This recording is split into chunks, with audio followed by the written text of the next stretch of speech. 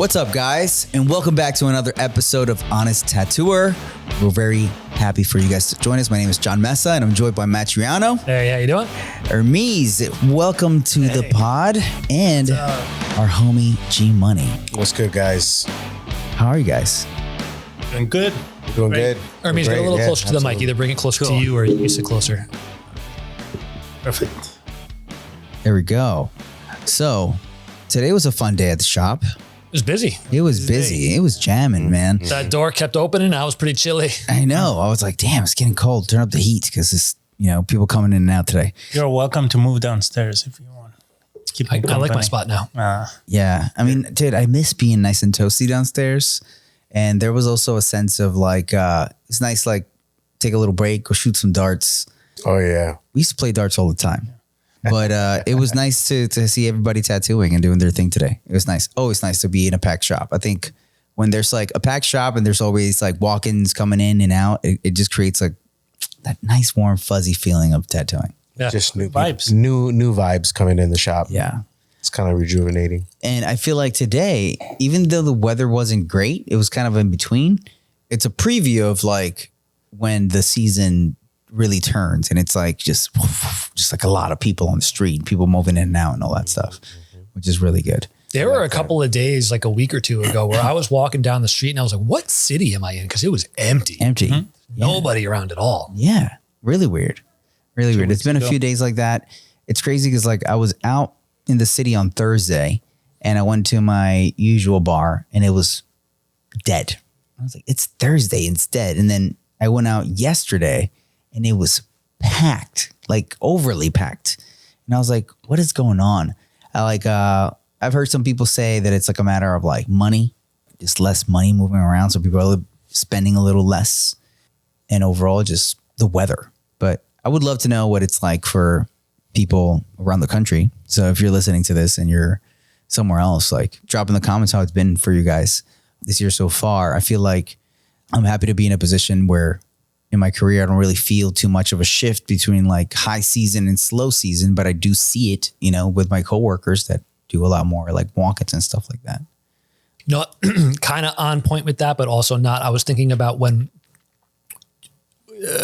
what were we filming for? I guess it was like the social media stuff where Sophie was asking us questions. Yes. And she was asking what's like the new trending tattoo thing that people are doing now.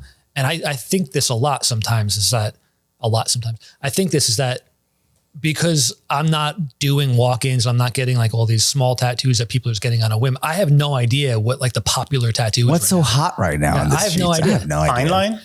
Fine line. It's been hot. I feel like though, honestly, it's kind of chilling out. Is that what it is then? Because remember like there was like a definitive like, oh, everybody's getting the infinity symbol or everybody's getting the arrow. Yeah. Or the feather with the birds breaking off of it or the dandelion, all those things. Like what is it right now? I don't know. Done walkings in a while. One thing that like Sophie, our, youngest person in here, she said cybersigilism, which is like that, weird, like, I don't know. Say that one more time. Cybersigilism. People just making shit up all the time. Yeah, bro. All right, so cyber what? Cybersigilism. It looks like lightning tribal. Like those metal band names, like their logos. Yeah. It looks like a metal band named logo. But there's a lot of people in Brooklyn. Yeah. A lot of It's artists like, that do it's like chrome tribal, fine line, fine line, chrome tribal. but it's intentionally not like clean or like it's meant to look kind of like rough. All right, so check this out. I'm hating on the non-clean work because I think it's garbage. It's a cop out. Come at me in the comments. I don't care. It's garbage. But the clean one with the smooth blends and it's all chromed out. You know what I'm talking about? Yeah, It looks yeah. like It can be shiny cool. metal, like tribal. I like that. I think that's cool.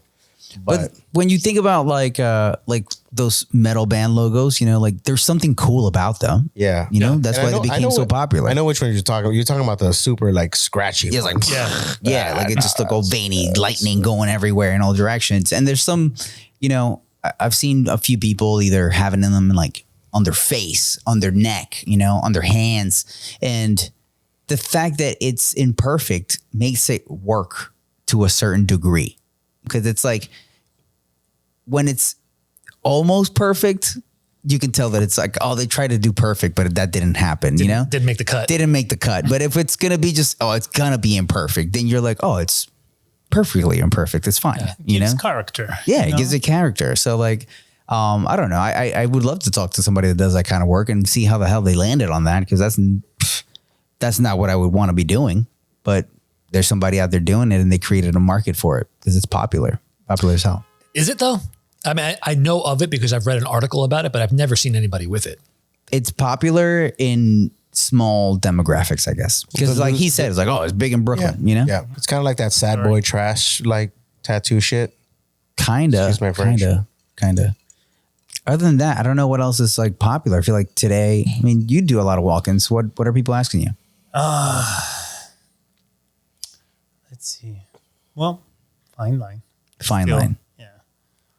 But of any particular image or just the style, fine line? And I don't know. I feel everything will be on a fine line version. okay.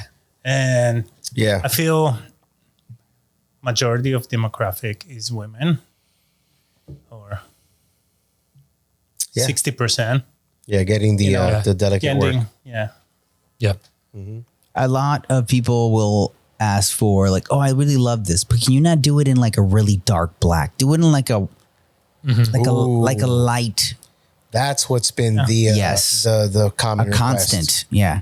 They're like, not in like black. I don't want it to be like too dark. I want Just it to look. wait a few years. Yeah. It's okay. It's like, oh, it'll get there. Just give it time. It's like, if we start gray later, it's going to look real gray, real faded. You know, I could appreciate that though, because I like if I were to get something in brass, I would want it to get, I would want to have it patinaed already. Or like a leather, I'd want to have it patinaed already. So I get that idea. Like, I want this tattoo to look like it's already. It's like buying distressed jeans. You know what I'm saying? It's like, or buying like a shirt that's brand new, but already has a few holes in it. Yeah. Like the graphics been sanded down a little bit so it looks aged, And I feel like people want tattoos like to reflect that too. Like they want it to look like it's been lived in. I wonder if that's the mindset or they just don't want it to be so stark looking. Same. Yeah. I wonder. Sure. Some people just don't want it to be like too overpowering. Yeah. And I think like my girlfriend has a few tattoos and she has one that is significantly darker than all the other ones. And it's just, it doesn't look like it goes with the rest. Like, cause a lot of them are done with like a more wash, fine line kind of thing. And then that one is just so bold and it just really jumps at you. Triple black. Yeah. It's like they use some triple black. I mean, I love that shit. I love when a tattoo looks nice and rich, crease, super contrast. But I don't think that every tattoo needs that No. to be successful. I've done fine line tattoos next to like American traditional, and that contrast actually works pretty well. Yeah. Yeah, I don't know. it's My- different. So my client asked me a really good question today because in one arm, is clean and then the other one I did a half sleeve and he was asking for my other arm, I'm thinking about doing more of just like small tattoos here and there. Like, and I was like, I mean, yeah, you can do that. Personally, I like tattoos when it's like a big cohesive looking sleeve, but that's also a thing. But like, I don't know how that would work if you like saw somebody with like a full, really nice cohesive sleeve and the other arm is just like all these little. Usually you start with a smaller patchwork and then you're like, okay, I'm ready. And I'm you ready come to into commit. a big one. Yeah. He's doing it the opposite way. I don't mind that as much as I mind like one arm color and one arm black and gray. That I don't like to see. Oh, people, that's one of the hottest I know, things. I can't People are stand like, that. I think I'm going to do color on this arm, black and gray on this arm. You look like an idiot. Or I think this is like the most freaking, if you're a tattooer and you've ever been in a bar, I assure you that this has happened. Hey man, I got an idea for a tattoo. So in this side, we're going to do like heaven and it's going to be like good. And the other side's going to be like evil and like hell. I bet you like at least 1,000 times that's happened, dude. Just go every time. I'm like, yeah, that's so original. Cool. Hit me up tomorrow. Yeah, hit me up tomorrow when you're ready to start. Let me guess. Saint Michael crushing the devil under his feet. And then hell at the bottom of that or something. I don't know. Like, I do like that though. I'm always down to do a St. Michael. yeah. Just I'm doing a pretty wild St. Michael right now. He's like a 4-eyed alien. yeah. Come back Back pretty piece. cool. Yeah, the back piece. Yes, that's a cool almost one. done. And that's almost done. I don't like when people tell me to like, yo, I want you to do the St. Michael, but I want you to do him real buff. I want my St. Michael to Oh have man, I have big muscles. Always cops. Always cops. Always cops. Yeah. No, I don't want the regular St. Michael. I want him to be like veined out, fucking roided out, fucking like on all the whatever everyone's juicing on. Like, Yeah, Saint Mike. he's on his third cycle of he's Deca, on his bro. third cycle. He's stacking, bro. He's stacking. Yes, that's one of the like, oh man, all right, fine. Let's make him buff. I've done one of those too. Where dude is just so jacked. But that's a good warm up. So we have some submissions from our listeners. We do. And some of these people are Patreon supporters and some of them aren't. But speaking of Patreon, if you would like to support the show, head over to patreon.com/honest-tattooer, sign up to be a Patreon supporter, and you could help support the show. There's a lot of stuff that goes on in the background that takes a lot of time and costs some money to run the show. And we appreciate all the help that we can get, because without you, we probably wouldn't be doing this. Mm-hmm. So I want to read some of the requests that we got for topics to talk about. And this one comes from Phil O'Day. And he has 2 topics that he wants to talk about. One of them's quick and one of them's got a little bit lengthy of a conversation we could talk about. The first one, he said, I'm curious what you guys think in regards to animals and children in the shop. We kind of have a shop dog. Yeah, we Okay. I mean, it's kind of like, I think it works from both ways. This answer is going to work for both the animal and children, right? If your dog is or child is well behaved, not loud, not annoying, I think it's fine. Yeah. If nobody knows that those little MFers are there, It's fine. then it's fine. Then it's fine. Yeah, I've like there was a kid here the other day while his dad was getting tattooed. That kid was just sitting down on a chair. It's been here before. He was just chilling. It's very situational. Yes, But at the same time, like you as a client or you as the person bringing in such kid or shop dog or whatever into the shop or animal or client, you got to know that you got the most chillest dog or human in the world. And then it's probably 9 times out of 10, okay. But as a standard, never okay. yeah. Most people don't. Most people don't like it. As a you know? standard, never okay. Yeah, most 'Cause people children don't like and it. Pets don't belong in tattoo shops. Yeah, most people don't like it. I don't mind a cute little dog, you know, So- in a shop. You know, I love little cute dogs. Yeah. But my version of little is different than another person's version of what little Right. is. To me, a small dog, it's smaller than a cat. A cat is bigger. You know, that's a small dog to me. Like So if Pumpkin. Pumpkin. Pumpkin is so cute. Oh my Shout God. out to Coco and her dog Pumpkin. Oh my God, Yeah. Pumpkin is so cute. Pumpkin is so cute. Small dog, smaller than a cat. Anything bigger, anything that's too barky, It's No. like you implying fuera. talking about my dog. Yeah. I brought my dog to If it's- test the waters for half a day. Back to the general rule. I don't know. Yeah. Right.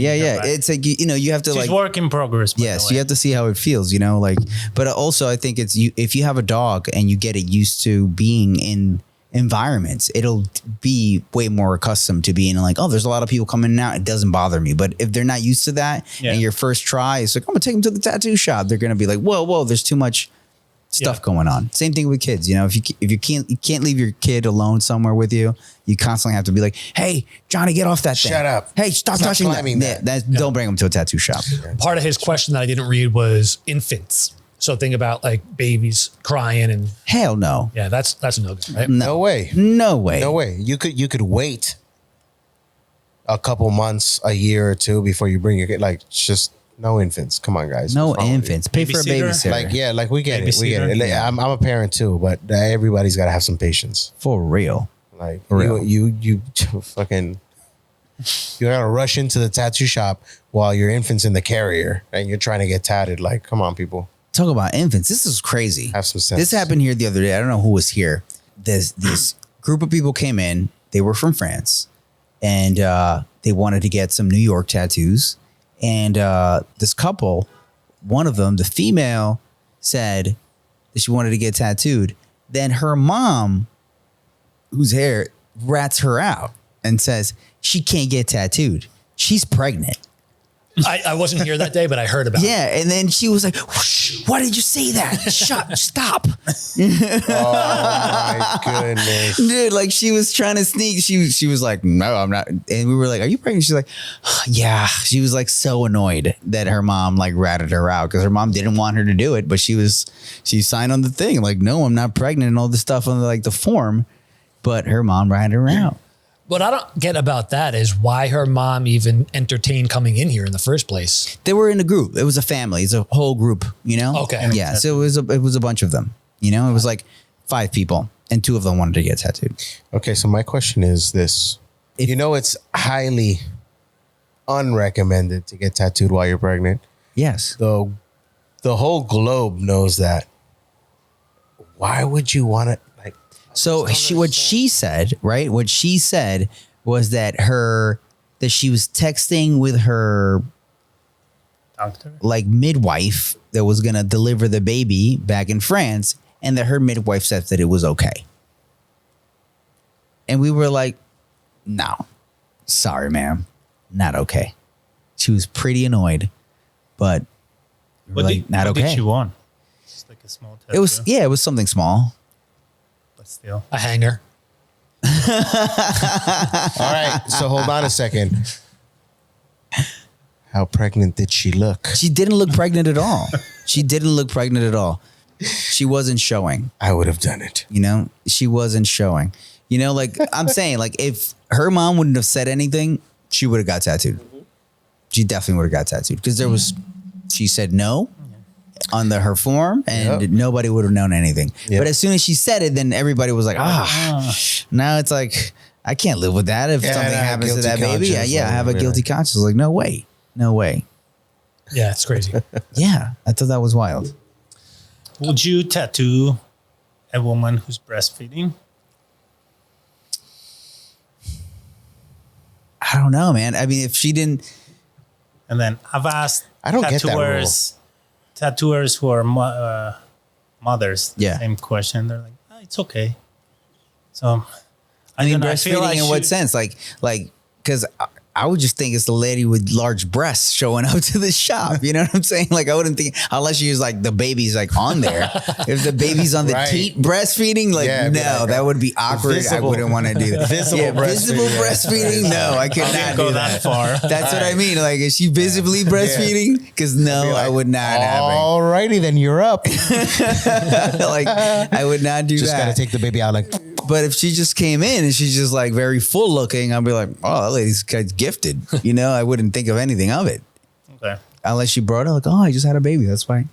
All right, moving on. Let's go. let's go. The second part of his question is what to do when booking with an artist who's overly difficult to the point where you nearly lose interest in working with them at all. So I asked him to elaborate on this. Yeah, I need more context. And he goes, I'm currently attempting to book back. And he named, did he name this guy? No. I'm currently attempting to book my back with an artist in Canada. We live in Florida. I can't seem to get a reply from him, and it's over a week or more delayed. After a couple of months of messaging on IG and sending a few emails, I assume he is interested, but again, his replies are so damn delayed. I've explained I'm traveling internationally and I need to get airline and hotels booked early so that the rates are low. He sends me his policy form to sign and date, and I do that same night, but then I haven't heard from him since. Policy form outlines his deposit and details. Let's see, blah, blah, blah, blah, blah. So basically, he feels like he's getting ghosted by this guy. No, he just needs an assistant. Probably that guy needs an assistant, but also like, depending on the artist, like just learn to be patient, man. Like, you know, you're going to get a back piece, dude. What's the rush? I understand the idea of like wanting to book your tickets and all that stuff, but if this guy is as busy as he sounds, you're probably not going to get in within a month's time. It'll probably be a few months time, and just wait till you get the date. As soon as you get that date, go buy your ticket. You know, I'm sure probably it's not going to be within 2 weeks unless it magically happens, you know? Yeah. And I feel like if you are in that position, you could always pick a date in the future so it gives you the time to buy your tickets. I don't think that's that difficult. But I think people are so used to instant gratification and instant service. I mean, I know I am just from living in New York City. When I go out to eat, like out where I live, I'm like, man, everything's slower over here. But in the city, everything's like going quick. Also, on the other side, a lot of us are not. Our schedules is a mess sometimes. Yeah, some people aren't good at scheduling themselves, and they're either not very organized. Yeah.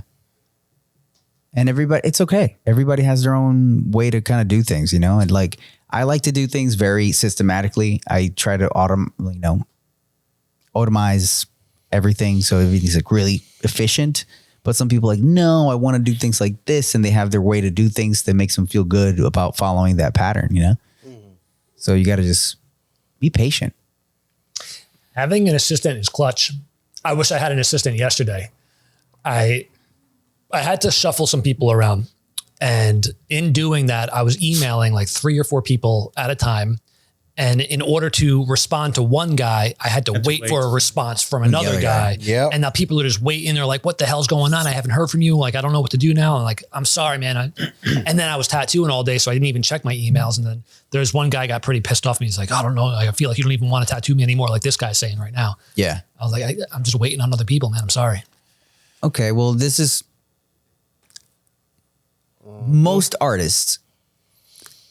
For you guys, do you call them people? Did you call them? No. You emailed them, right? Yeah. Do you think all of that could have been faster? You just called them over the phone. You picked up the call. Yeah, could have. That's what I'm saying. Just call people, man. Like, you want to do things quickly? Pick up the phone and call somebody. Be like, hey, man, I just got a question for you. This is what's going on, blah, blah. Just email now to me is as slow as snail mail. Yeah, it is. You might as well send a letter, dude. Yeah. It's slow. Like, I check my emails every 3 to 4 days because there's too many of them and it's overwhelming. But if it's something that needs to get done right away, I'm texting you or I'm calling you right away. I'm just calling you directly. All my consultations, I'm calling you. We're going to talk. We're not going to go bounce emails 15 times. It takes way too long. We could just have a 10-minute conversation, get everything we both need to say, and then we're both in and out, know what we want, done. I had somebody text me today from a consultation like, hey, man, do you have anything drawn up? And I said, no, the drawing's going to get done this day. Okay, done. Over. Instead of like him emailing me and then I'm emailing him back, and there's like 3 emails because people will be like, okay, thanks. That's another email. Boop. It's another. You're like, oh, I don't want to open up another email, you know? Mm-hmm. So it's like, cut the time and then just call people. Block your number if you don't want to have your number. You can also add another number to your phone, which is super easy to do. You know, you can get a virtual SIM card where there's a phone number that's your business number, and you can turn it off when you don't want to answer calls or do things like that. So there's ways to do it where it's more efficient, quicker than just emailing, because then you got to wait for them to like pick it up and all that stuff. Right? You just call them. Yeah, you're definitely not wrong. That's for sure. But I started doing booking forms, and then that goes through filtering through emails. Yeah. And I start having that issue. Yeah. Before I used to do mainly Instagram, and it's instant. Yes. So it's faster. I feel you. It's faster. Like, even just doing for a long time, I would do my consultations through Instagram, because I would have conversations in Instagram with people. And then before I had the ability to just call or even do a video call through Instagram. And then at one point or another, they took that out. Oh, that's not there anymore? It's not there anymore. Shit. At least I don't have it. The video call's not available anymore? Yeah, I don't think so. I think either certain accounts may have them and certain just business accounts? Maybe business account. No, I don't think business accounts do, because I think in my personal account I have it, and like my Finsta, my friends and family one. But in my business account, I don't have the video call feature anymore. They took that out. I wonder if it's like, you have so many followers, you're a celebrity now, we're not going to offer this video chat to you. I wonder. I don't know why. But I know that it's not available widely for everyone. I remember the day that I figured that out is like I had a consultation with somebody. We're going to do it through Instagram. And they were like, I can't call you. And I was like, what do you mean? And I was like, oh my God, my thing's gone. I was like, I can't call you either. And then from that point on, I was like, all right, I'm just FaceTiming people. I just either use you could also like have Zoom meetings with people if you really wanted to. And that's also going to be, you can give them the address, send them the link automatically, and then jump on a Zoom, meeting. WhatsApp. Yeah. It's faster. And I think it's a good way to just start building a rapport with people, doing a little face-to-face right away. Talk to them.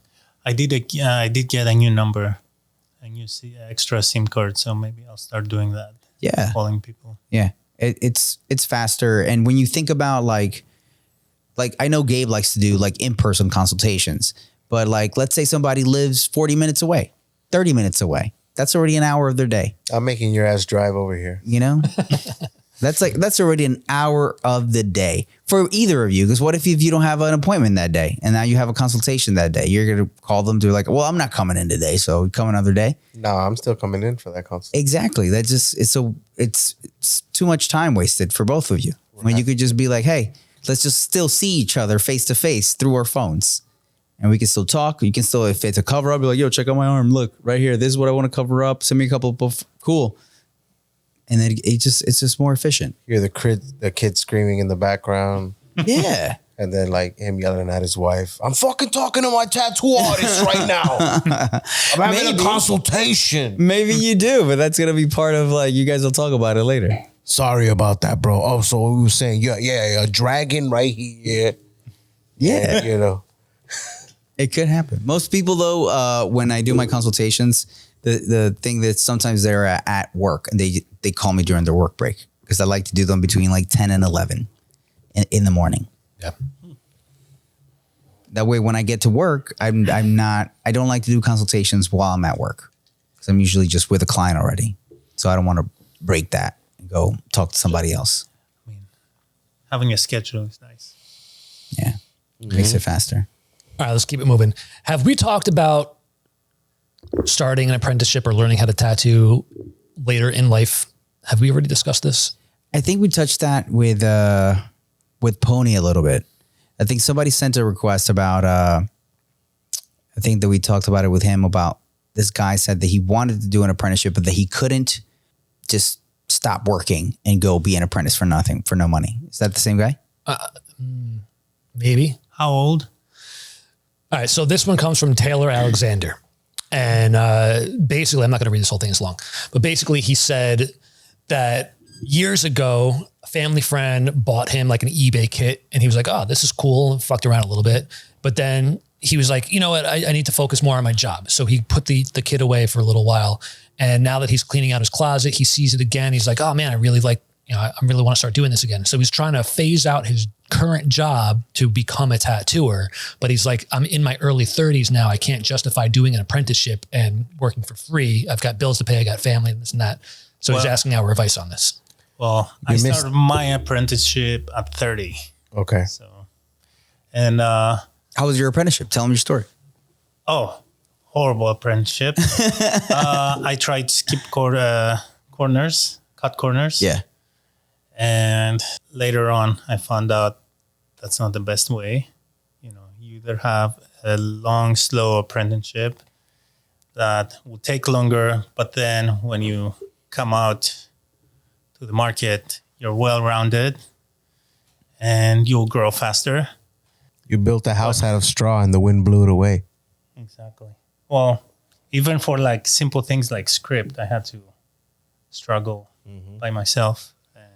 Later on, with other artists who are actually Pablo, who've been tattooing for like 20 years.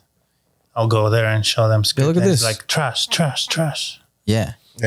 But I kept doing part-time tattooing and part-time 9-to-5 job for years till actually COVID hit. Then I quit art handling. So for years. So one of his like main questions in his thing that I just read now, he wants to know if you can get into tattooing without an apprenticeship, but also not be labeled a scratcher. You can't. I'm going to disagree. I would say you can, but you just have to be fucking amazing, my guy. You have to be amazing. And you know how amazing tattooers out there? Not that many. So that's why I'm just going to that's why I'm just going to generally say you can't. Yeah, it's rare. Yeah, it is so rare. If you're scratching, you're scratching. Yeah, and it doesn't matter if you were scratching and then you became like tat god, you were still scratching. Yeah, you started as a scratcher, but I mean out of it, But you were so good, you earned yourself out of that. Straight up. It's just like, you know how many awesome tattooers we all follow that probably started off on their own and we think they're amazing. But they kind of earned that. They earned that. They earned that. Wasn't that Adam? Adam Dean? Adam Dean. Well, he started, he had a job as a graphic designer and then wanted to start tattooing. He started tattooing himself. Right. I mean, that's scratching. I would consider that scratching. It is. He started tattooing himself. He just happened to be really good at it. Exactly. But it's very rare that people are very good at it. Very, very rare. He also was dating a tattooer who's a very good tattooer who was able to give him some guidance. So that's still almost like having an apprenticeship. At least you have somebody that's guiding you and telling you like, oh, don't do that or do this like this. Use these things, not those things, other than just experimenting on your own and fucking up. All right. So you know what? I'm going to add to that. If you still have some good guidance, it's not entirely scratching. If you're completely on your own, fucking people up, making a lot of mistakes through your journey, you're scratching. Yeah. People are going to claim like, oh, but I've got all these YouTube videos, so I do have guidance. Nah, it's not the same as real world. Guys, look, listen, YouTube education, like we've all learned a lot off of YouTube. I know I am. I consider myself a grill master now just because I've had that the YouTube university. Yeah. But I'll tell you something though. It's just like anything that you learn off of YouTube. To get good at grilling, I had to burn a lot of meats. I made a lot of mistakes. So that's the same thing with like tattooing is serious. Like if you're scratching, you're going to scratch people up. And like, dude, something that it's so related. If you hired a plumber and when he's going to go into your bathroom, you're like, hey man, how long you been doing this? Oh, I learned it on YouTube. Yeah, like, I actually got pretty good at it. I learned that on YouTube. I learned it on YouTube. I just finished the episode 5 minutes before I got here. I'd be like, what? Everything's on YouTube. Like the information is free right now everywhere. I'd be like, yeah, but real world experiences, making your own mistakes, actually learning through them. Like reality is a MFer. That's all I'm going to say. And no matter what you learn through any platform, it doesn't matter if it's YouTube or like some instructors or there's never going to be nothing like somebody hovering over you, not necessarily like holding your hand, but just seeing what you're doing, in the real world and correcting your mistakes. You don't have that when you're just looking at a video on YouTube. And pointing out your own personal little nuances. Correct. Because that's what it's like. What you see on YouTube is so, general, that it might not be like your very own specific little issue that you have. Like, correct. Something that I learned that's not the same at all, but like when I started doing yoga, I would do yoga through like YouTube videos and watching videos. It's very different than when you go do yoga at a studio with like the instructor walking around and going up to you because you're like, oh, this feels just right. Yeah. And then they'll go like, this is right. And you're like, whoa. They'll correct your posture. They'll correct your posture right away. And then all of a sudden you really feel the tightness. Yes. And you're like, oh, wow, that's right.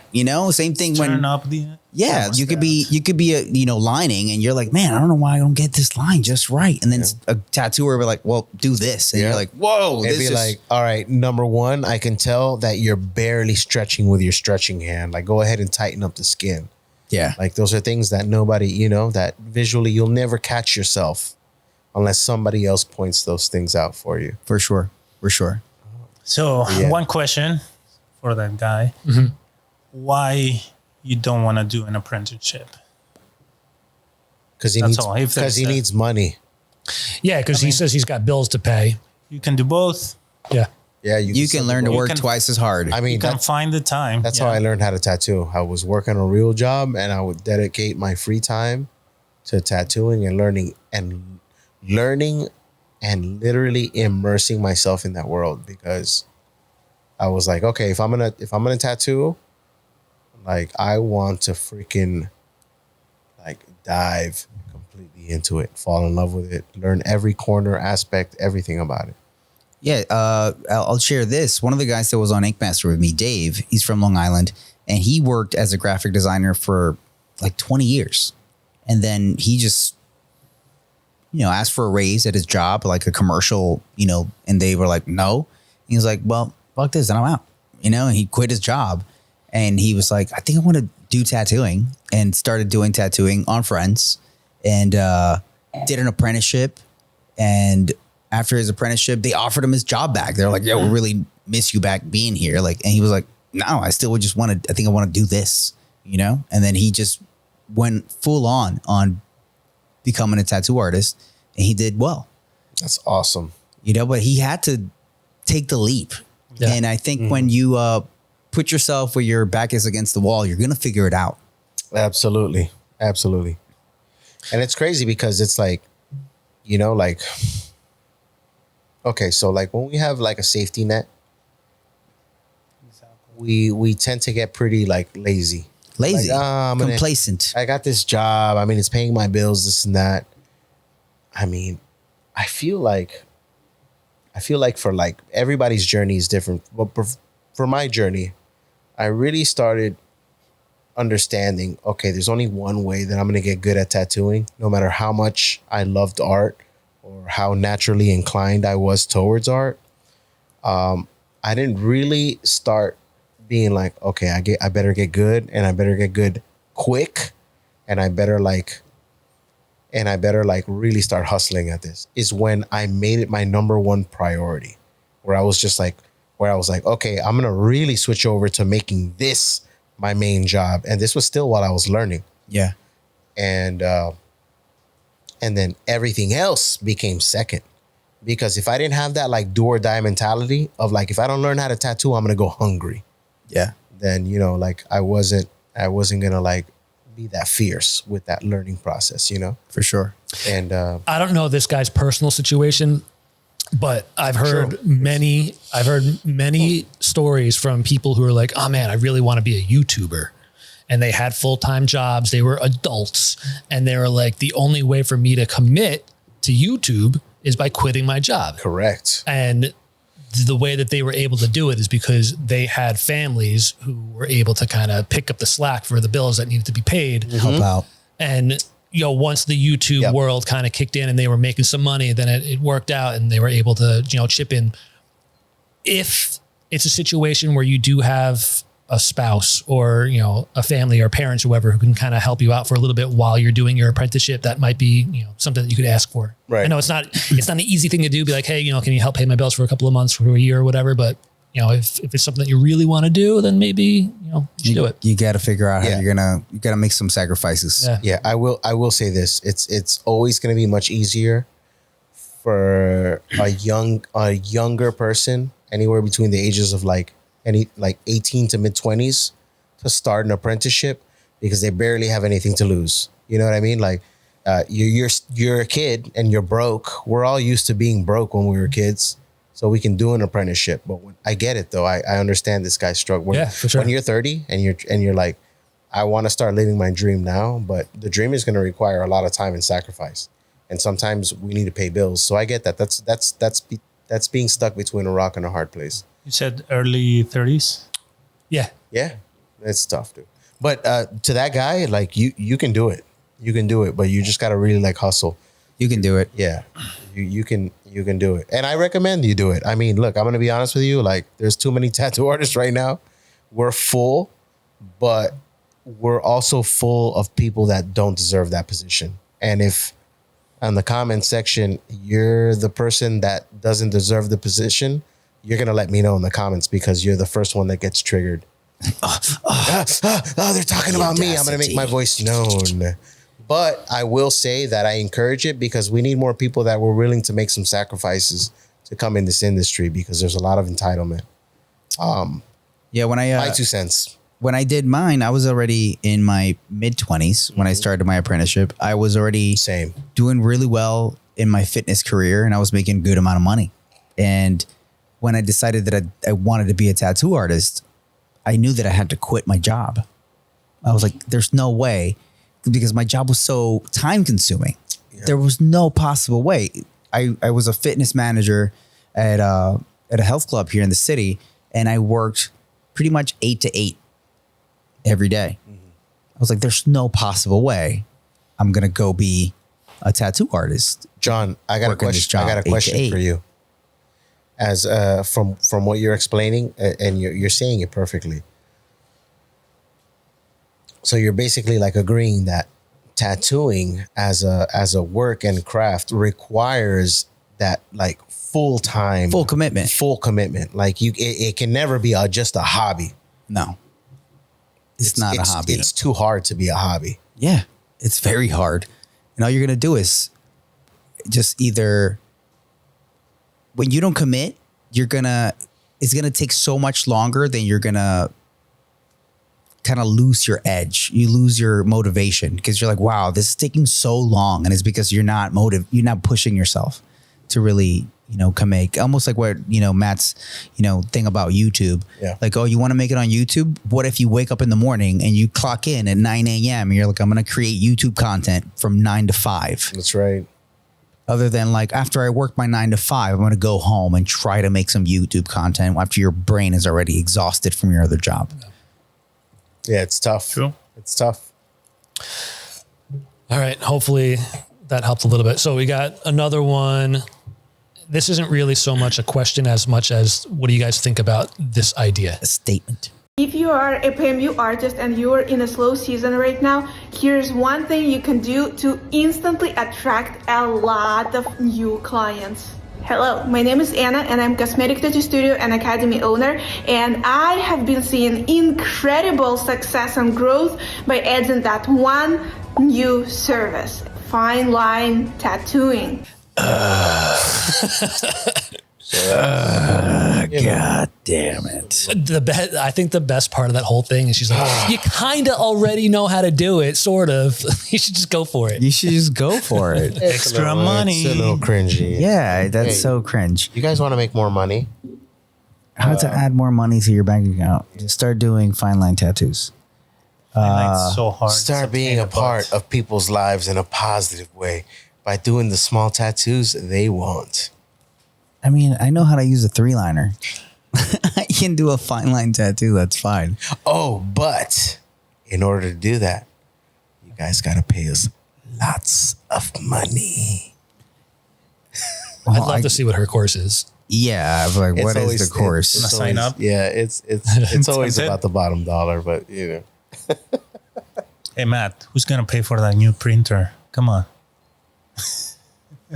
Hey man, I don't want to showboat or anything, but I paid that printer off already. Hell yeah.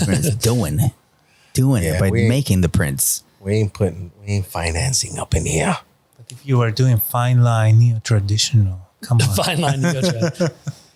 Oh my goodness. Which I've seen it. I've seen some fine line neo-traditional. I don't like it. Who's doing that? I don't want to put no names out there. Yeah, Yeah. Then you're gonna create those like lifelong enemies that you already have a couple of. Oh my God. Like, we're like, oh, you guys, those guys took it way too serious. Yeah. But I've seen some out there, and it's like I just don't feel like it has structure. It looks cool in pictures, but I don't think it has structure to really make it work. But let's talk about this lady's video.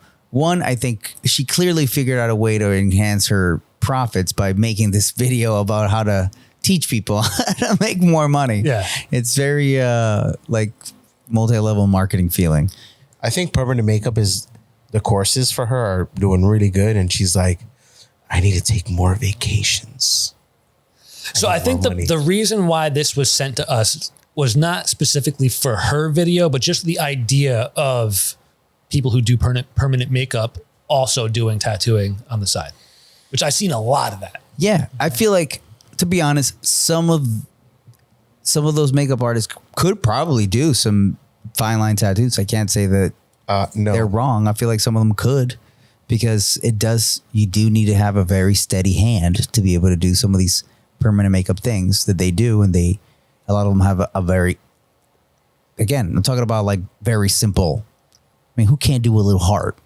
Oh, hearts are so hard. A little tiny heart. a lot of people can't. Or one single letter, which is like, you know who that reminds me of? That one artist. We've talked about her before. She's from like Arizona, and she does only tiny little fine line things. Yeah, didn't we talk about her with Buck? Yeah, on like fingers. They're all on like fingers. All of them. I don't know much about those PMU needles, but aren't they not meant to actually tattoo like thicker skin? Like, aren't they only supposed to be done for like delicate stuff? Super delicate stuff. So if that's what you're using, and the machines too, they're different, aren't they? Yeah. Lighter. Yeah, no, I've seen them. Minimally different. I feel like they hit lighter. Yes. They run shallower. Yeah. But at the end of the day, what is it doing? Giving a very faded looking, simple tattoo that is what these people usually want. They want a tattoo that doesn't look like a tattoo. But they also want to be able to do a tattoo that's going to fade quick so that the client keeps coming back in to do the retouches. That's the part that I don't get. And like, there's a lot of people that even do like realism tattoos that don't really work. Like, well, I offer free touch-ups. I'm like, well, how many years of tattooing before all you're doing is doing touch-ups? Right. Yeah. You're going to be doing infinite touch-ups for everybody? I don't get it. It doesn't make sense. It doesn't make sense. Yeah, that's a bad business model. That's a bad business model. It's like, I'll build you a house made out of, sticks, and I'll promise you that whenever those sticks fall apart, I'll come and rebuild your house. I know, but they charge for those rebuildings. Every time. Like cosmetic. See, that's the thing. And maybe, you know what, guys? And this you get one free touch up. No, but this is one thing that maybe like the professional like cosmetic tattooers out there can answer for me, because I'm a little ignorant in this subject. But why isn't cosmetic tattooing a little more permanent? Because I mean, and this is because I know cosmetic tattooers. You guys charge a shit ton, and then people have to come back quite often, because it's not like when we do tattoos on skin, like we do them one and done. Maybe if the person wants to rework them one time in their lifetime, we do that. But to come back every like 6 months to a year to redo your eyebrows, your lips, you're like, it just doesn't make sense to me. So the reason, and it's expensive to begin with. It's not like a session of eyebrows. Like, I'm not going to start throwing prices out there, but sometimes it's way more than just a simple tattoo. So the permanent makeup ink is different than our ink. It's just a different, you could say that it has either the pigment is less dense. It's weaker. Diluted. Yes, it's more diluted. It's weaker pigment, so it fades faster. It's meant to be more of like a wash. It's almost meant to be more like a wash. So it's not so like in your face. Yes. And it also, so it looks more natural. Right. And it also, it has less of, it'll have less of a blowout. Okay. Because there's just not enough pigment there for it to be like spread or anything like that. It'll stay shallow. Guys, girls, let us know in the comments. Educate us. But I remember some years ago, Liz Cook made a video of her tattooing her own lips. I remember seeing that. Yeah. You remember that video? Yeah, it went crazy because it popped up on everybody. Mm-hmm. And she used regular tattooing. Ouch. She used I think it maybe Eternal. Probably, yeah. Can I just say, like, shout out to her for doing that? That was wild. Because like I feel like a lot of people underestimate something like that. Like tattooing your own lips. Like our lips are sensitive. Yeah. Tattooing hurts. God, it hurts. So like for you to do that, it's like your boss. BITCH. That was cool. That's hard as nails. And from my memory, I feel like she used like kind of like a big mag on them to just be able to just pack them in there. pack dude. it in That's there. incredible. Anyway, Wow. Liz Cook, chime in if you ever get a chance. We thought that was badass. Back in the day when I was looking into getting my first FK irons machines, I reached out to her because I knew that she was using them at the time. Yeah. And I reached out to a bunch of other artists also, but she was one of them. And I asked, I was like, hey, I see that you're using these FK irons machines. What do you think of them? Like, I'm thinking about getting some. Can you give me some advice? She was the only one to respond. Always appreciated that. That's nice. Yeah. That's really cool. nice. That's cool. Man. Wow. We're the douchebags that didn't respond. Just name them. I can name them. I can name a couple of them. You can name a couple of them? Cool. Oh boy. Yeah. I won't do that. I had somebody ask me, actually, why am I blanking on his name? It's Chris. Chris from Poughkeepsie. Is it Chris? Oh, Christopher Lee? Yes, Christopher Lee.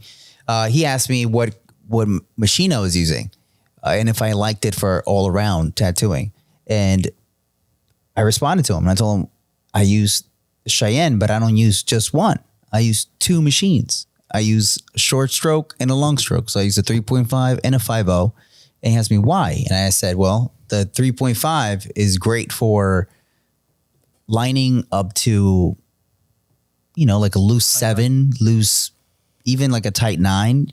But if I want to push a big needle, I prefer the longer stroke machine, a 5.0. It just feels like it really just drives that needle in a lot faster, especially in certain body parts. You know, there's certain body parts where the skin, it just has a little more tension onto the bar. And if I'm using the 3.5, I feel like I have to slow it down and bury it. And with the 5.0, I can still kind of just stay shallow and it'll just drive it right in. You know, it doesn't have that kind of force. So it's like you just have to know when to use that tool and for what body part, you know? And that and also I wouldn't use, like, you can use a 3.5 for doing 9s, but the other one just do it so much more efficiently. And it's just that. And if I'm going to use a big mag, the 5.0 just pushes that big mag with ease. The other one is a little bit slower, which it has its use if you're trying to layer colors, if you're trying to do like a crazy blend of colors, or not create too much trauma because you're trying to lay down a wash real slow. That's good. But if I'm trying to pack a field of a solid color, the 5.0 just does it more efficiently. So it's great to think that you can use one machine for everything, but yeah, you could, but there's other ways to get tools that are better for the job. Right. I got rid of my 5.0 when I had the Bishop wand liner. Yeah. Because I felt like the ink flow on it it was, I don't know, it seemed like for me, and maybe it was just the cartridges I was using, the ink just wasn't coming out of that long of a stroke. I don't know. It just didn't feel right. You ever get that? No. I like that machine, and it's probably your cartridges. Maybe. I'll not name the brand, but Yeah. Sometimes the cartridge makes a big difference. they make really good regular needle groupings, but I don't like their cartridges. Yes, I agree. I don't use them anymore. Okay. Which one? Cool. Dang. I'll text you. I'll text you about it. Technically, I'm still sponsored by them. I think. Maybe. Oh, no. Well, That was everything. it is what it is. That's it? That's it. Come on, guys. We can trash on somebody. So, Gabe, Let me think. Instead of Well, all right. So I feel like there's somebody on the internet that's work is worth like attacking. Being like, You were saying that Chris messaged you. yeah. What was the reason? Like, I feel like you were going somewhere with that. But Well, then you he was looking to get a new machine, said- okay. and The reason why I'm asking is it seemed like you brought that up because I said that Liz Cook was the only one who answered me. yeah, because it was the same thing. Like somebody just asked me, like, "Hey, man, what do you use?" Okay. You know, Yeah. and it's like, "Oh, this is why I use," but this is why I use it because I think that's the most important part. Don't ever ask like. If you ask a tattooer, which happens all the time, hey man, what cartridge are you using? What needle voltage are you What running? voltage are you what running? ink are you using? Like, why do you want to know that? Why are you running that? you should ask the reason why. Why are you running your machine so fast? Why are you running your machine slow? What does that create? Because that's more important than what. Yeah. The why is more important than what. Because I can tell you what I'm using, but if you don't know why I'm using it, you could just be using it wrong. And it might not even work for you. It will not work at all. So, all right, we're an hour in. We're good. We're done. Yeah. Yeah, guys, today, we're going to have a guest, and the guest didn't show up. And that's kind of a fucking bummer. He no show, no call. No show, no call. Even we sent him a message and it was seen and not even responded. Oh, really? He saw it? Yeah. It was just so fucking rude. And that's just lame. Just lame. So you know how that means? When he asks to come back, we say no. We say no. That's or we just leave it on red. That's actually better. Just leave it on red. Hold on, what's that sound effect? Yeah, I know. It's one of these, but I don't know what it is. Definitely not that, but that's what he's gonna get. Message, dude. Straight up. But when we do these shows, man, and we book a guest, we book guests sometimes a month. We do this once a week. So sometimes it could be a month. Sometimes it could be, a month and a half. So when we save your spot and we save your day, it's important. So just stick to your work. Yeah, we care. Is that guy? My sister's texting me. Oh. Yeah. And that's all. So next week, hopefully we have a much action-packed episode for you guys. Absolutely. Yeah. Hopefully next week we get to use the new equipment that we got 2 weeks ago. Some new toys. So if next week everything sounds a little different, that's why. Yeah, guys. Thank you guys so much for tuning in. Thank you, guys. Wait, we got some stuff. We got some stuff. Oh. Because of the Patreon supporters, we were able to buy that new equipment. And I want to give a shout out to the latest patron who just jumped on. I got to find my emails. Here we go.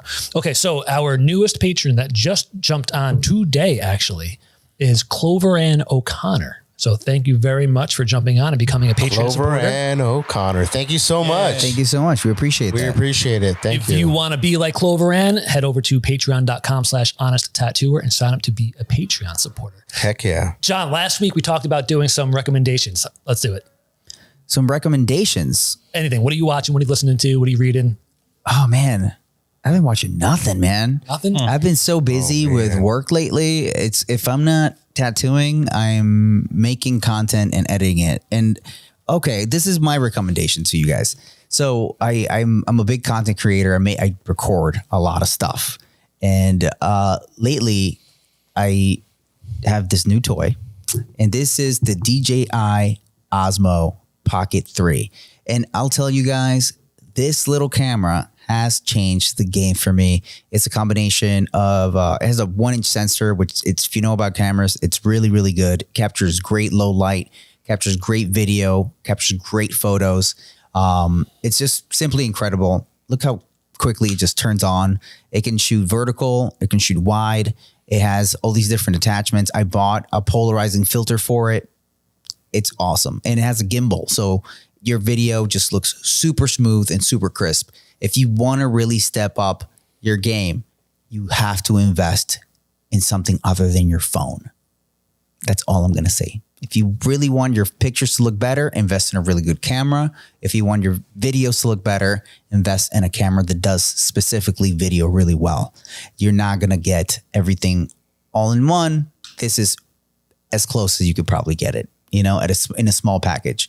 And the price on it is maybe like around $700 shipped to you. And you're going to just get a creator kit, which comes with like a mic, it comes with a tripod and an extra battery and a couple of other things. I don't know what else, but it's definitely worth buying. And if, like anything, is going to have a little learning curve to learn to use it, and then you're going to have to spend some time editing your content and your videos, but it's all worth doing if you want to step up your game and look for your work to look more professional. You spend so much time tattooing and then 3 seconds taking a photo.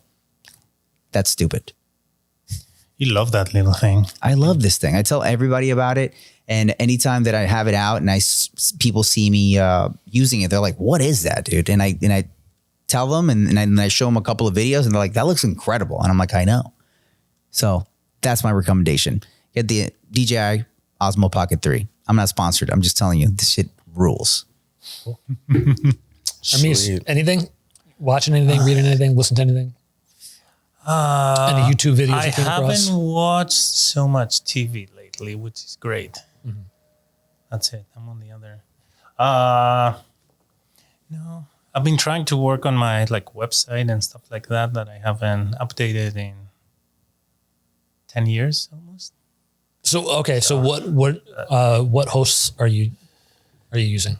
I switched to Squarespace. It's not done, so I'm still working on it. Okay, there you go. There's your recommendation, Squarespace. Man, I wonder if ChatGPT can do a Squarespace website. Probably. I'm going to try just to see if it's possible. Make me a website better than Ermis. Lucy, you're fired. For real. Mm-hmm. Gabe, what about you? Got anything? What have I been? Okay, I got a good one. So I guess this is like my constant nerd brain. I'm always trying to absorb new techniques, new everything, new philosophies. I guess what's been helping me in life generally, especially with tattooing, especially lately, I've been watching a lot of videos of Japanese people doing anything. Japanese people doing anything. Making rice, making swords, drawing anime. Their culture incredible. Is incredible when it comes to the mastery of things, even the most simple things that we just take for granted. And all jokes aside, their ability to dedicate themselves to, because they're definitely a culture that focuses more on the mastering of one craft as opposed to many different things. And I really admire that, because I think us as human beings, we have really a hard time settling on one thing that we're going to dedicate ourselves to. And the other day, I was watching a video on that there's only 50 or less reputable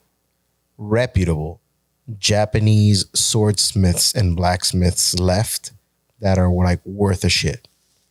And I was just seeing their process, how they take apprentices. These apprentices that are crying nowadays about tattoo apprenticeships, that shit just makes me laugh in comparison of these young men that give up their entire lives to learn how to make swords. And it's these people are still dedicating their lives at a young age to apprentice for something that isn't really who's buying Japanese swords except wealthy, nostalgic people. Yeah. You know what I mean? Yeah, for sure. So it's not a market that's saturated, and they're still devoting themselves to try to make the perfect blade. Yeah. And then I go and I hear motivational stuff, the masters that are teaching these young apprentices saying oh, I haven't made my perfect blade yet. After how long too, right? After and this guy's 80 years old. And it's what keeps me going is knowing that I haven't perfected this yet, my craft yet. And I'm just blown away. And I'm that's very inspirational. I'm and it's awesome. And it's awesome because it's if you're satisfied and if you're not trying to continue to learn and sharpen and hone your skill, I don't know. I just don't understand it. So that's why I joked about it. The Japanese doing anything. Yeah. Oh man, I want to add to something to that, because I made a post on my story, and it you might be able to put it on the screen. So it's a image of a king, a chess piece, and it's a king chess piece, and he's looking at his reflection in the mirror, and what he sees is a pawn. And my caption on it was this is how you stay hungry and continue to grow. And I had somebody, I think it's very self-explanatory, but I did have somebody send me a message hey man, could you explain this to me? And I'm going to send him a message back and kind of break it down for him. But I think for people out there, you should always know that you're the shit, but you should look in the mirror and just see shit, you know? And that's how you're always going to continue to grow. You have to know and feel and portray to the world that you are the shit, that you are the best. That's what you want to show. But inside, you have to look at yourself always with just critical, with what else can I get better at, you know? So that's how you're going to continue to grow. If you see the same thing that you're showing everybody, you're not going to get better. Yep. That's right. Cool. Yeah. Mm-hmm. All right. For mine, before we go, I was listening to the audiobook, Where Are Your Boys Tonight? I know that John's going to hate this, but it's the history of emo. and if you're into that scene or were into that scene, I was listening to this book. You could read it also, but it took me back in time, man. Like it reads like a documentary transcript. Yeah. So all these people were interviewed, and then it reads like this guy said this, and then this guy said this, and like all their stories were compiled together to make one cohesive story from like 2000, maybe even earlier, like late 90s to like 2000, I don't know, whatever, 10, 11, 12, something like that. But it was such a trip. Like I'm listening to the book and I'm like, oh shit, I was there. I remember that. Or, you know, they're talking about like the one that you always make fun of, My Chemical Romance. Like, yeah. They became like so. Oh, what is this, My Chemical Romance? I always say the same shit every time. How like they became so mainstream and like it just like engulfed so much of the music that was around like teenagers and early 20-year-olds at that time. Yeah. But it was really, really cool. And I definitely recommend it, especially if you were into that music or I still love that music, but you know, it's called Where Are Your Boys Tonight? I want to see Matt from 25 years ago now. I'll pull out some pictures. Cool. Dude, I still like it. I love it. Dude, I'll make fun of it, but if it like comes on, like I'm still gonna jam out to that shit. Yeah, and you know what's cool too is like I grew up with that music, listening to it from high school, and like all the bands that they're talking about, like, so they start off pretty much saying that Saves the Day was the band that kind of influenced the whole genre. But they talked about this one album that I never even heard of. And I was like, what the fuck? So I started listening to that album, and then they were talking about other bands and other albums I never heard of. I was like, it just made me like reintroduce myself to the genre that I loved once before. And it's just cool. I don't know. Yeah. And you were like, oh, these other bands I actually didn't know about were awesome. Exactly. Yeah. Cool. It's always interesting to see like the history of like genres of music and see like, well, what triggered that? Because then it becomes so big that it just becomes, but it was a few people that started a sound and then it just grew from there, inspiring others. I think the coolest part about it is that all those bands, they started off as like really young kids in high school, just like being punks. They like, I'm going to start my own band in my garage and we're going to play. And they just made it big. Hayley Williams from Paramore, she was like, I think 14 years old when she started that band, and she made it huge. That she was doing Warped Tour with her dad as like a chaperone, and she wasn't allowed to, because of her parents, she wasn't allowed to like hang out with the bands or hang out in the party bus or anything like that. She would go do her set, go back to her own van or whatever, and do homework because she had to finish high school while she was doing Warped Tour. That's wild. Damn. That's crazy. That's incredible. Right? And you know what's even cooler about that? Is that her parents were letting her like live her dream and be like, all right, you want to be a rock star? Graduate high school first. You know what I mean? Do like, your homework. Okay, I'm going to do your homework. Pass your SATs. That's awesome. Well, guys, thank you guys so much for joining us. Thanks, guys. We hope you had some fun. We always do. So Bye. see you next time. See ya.